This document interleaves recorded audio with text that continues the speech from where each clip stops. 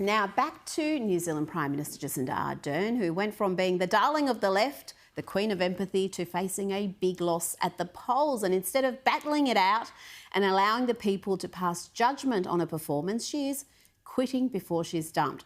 One man who knows very well of the hardships Ardern's policies have caused is my next guest, lawyer Tudor Clee. Tudor, thank you so much for joining me. Ardern is often presented as a progressive and kind champion of women, but you've said that her government's policies contributed to the grossest abuse of women's reproductive rights in a generation. Explain to my audience what happened to some of the women you represent.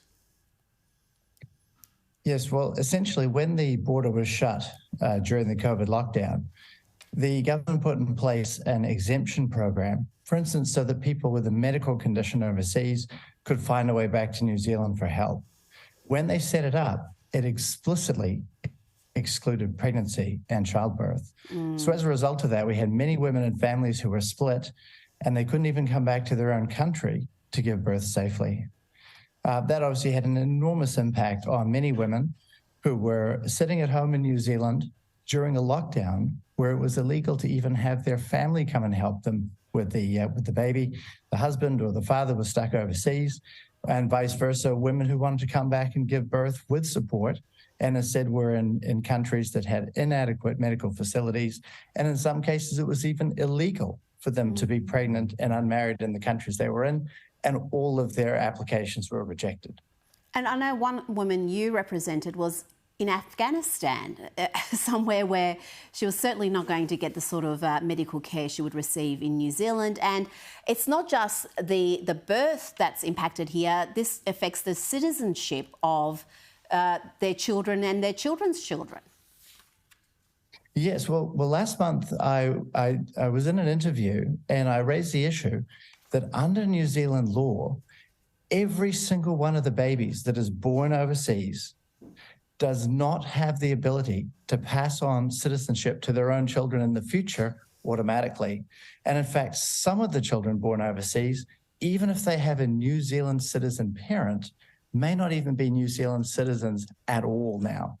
Oh, I mean, that is just... locking down the entire country over a single case. How do New Zealanders see her now? Is the slump in her poll numbers due to COVID policies or the state of the economy and the broken promises? How is she perceived, and really what's been behind her plunge in popularity? Well, the interesting thing was she had already lost numerous human rights cases at the High Court. Her border policy was ruled unlawful for stopping New Zealanders coming back against our Bill of Rights. She's lost multiple pregnancy cases at the High Court, but I think the final straw was the independent investigator, the Ombudsman, ruling just in December that essentially the conduct of her staff and the conduct of her policies in effectively banning pregnant women coming back and many other people in difficult situations was essentially dishonourable, and that she should apologise. And it put her in a position where in Parliament just before Christmas, she made it clear she would not apologise for any of her border policies in spite of the people that her own watchdog had clearly said she'd harmed. Incredible. Just lastly, what do you see as her legacy? Well, I think the legacy will be one of cruelty. The notion of the kindness is completely ridiculous to anyone who has an understanding of what she did.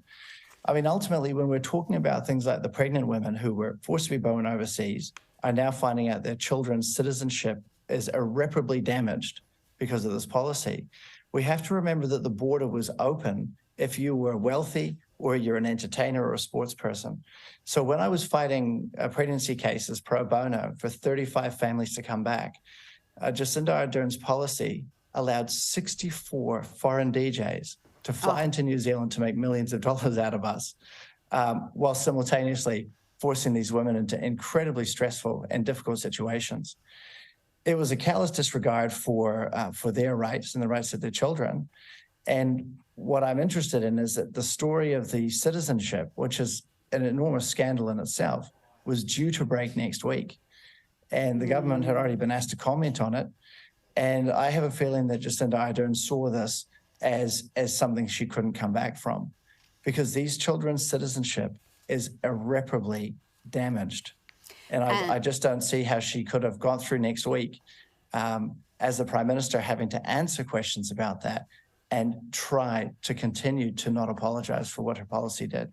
Yes, quite a legacy for someone who's presented by the world's media as a champion of women. Judith Cleath, thank you so much for joining me tonight.